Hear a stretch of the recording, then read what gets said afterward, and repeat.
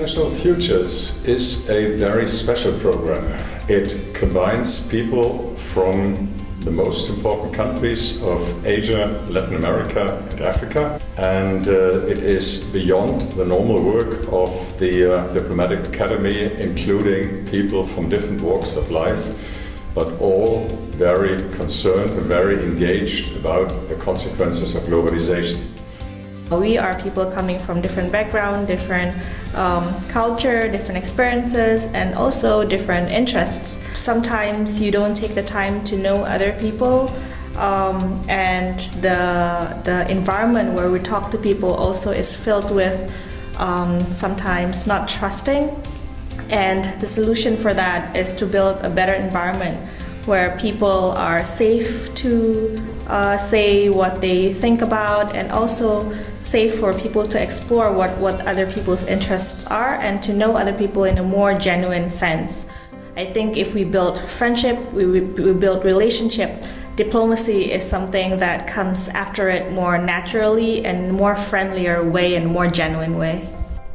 As a diplomat, it's very important to have the opportunity to share information and exchange point of views for people from different historical, cultural, academic backgrounds, and International Futures give you a one-in-a-lifetime opportunity to reach out to the world and hear whatever they have to say. The International Futures program gives you more than the topics that you're talking about or discussing, the access to diplomats across generations, and that gives me a direct insight into the way diplomats think and how diplomacy is traditionally framed. And I think that's a brilliant exposure that you would normally not get an access to. I take the issues that exist in diplomacy as it stands today, the traditional and institutional way in which it has been structured and handed down from one generation to the other, which has a lot of issues in it in terms of traditional mindset, gender identities, which I think needs to change and will only change when we take these ideas back and kind of rework them for them to fit in the world.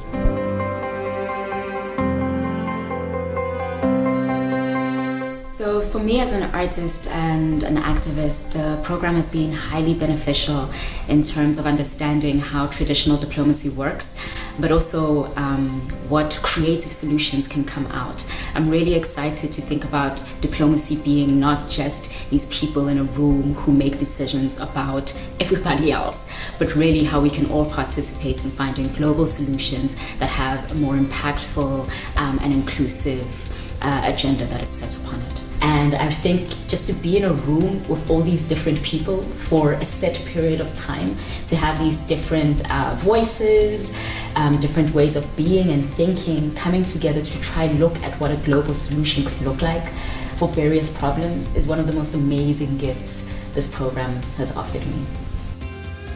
Because of the diverse identities and backgrounds that the non-diplomats bring into the room, and that interacts with the traditional idea of diplomacy, and that can give us a common ground to actually change the way diplomacy can look in the future that we have.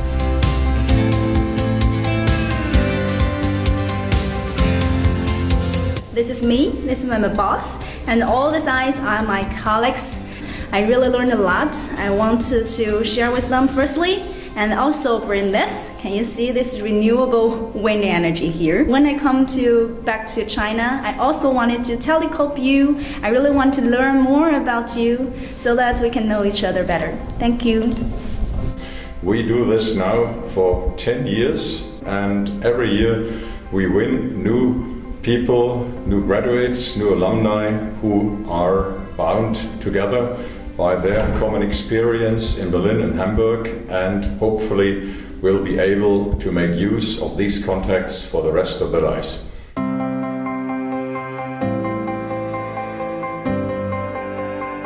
So I'm back to Berlin after 9 years after participating in the second edition of International Futures, and it's a really privilege to be part of a group which is constantly thinking about how to move forward in a world that is changing so rapidly.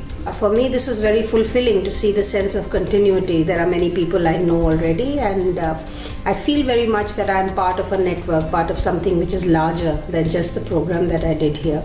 Kudos to the Federal Foreign Office to keep a very alive alumni network going, and I hope this doesn't stop here and continues for the decades to come as well.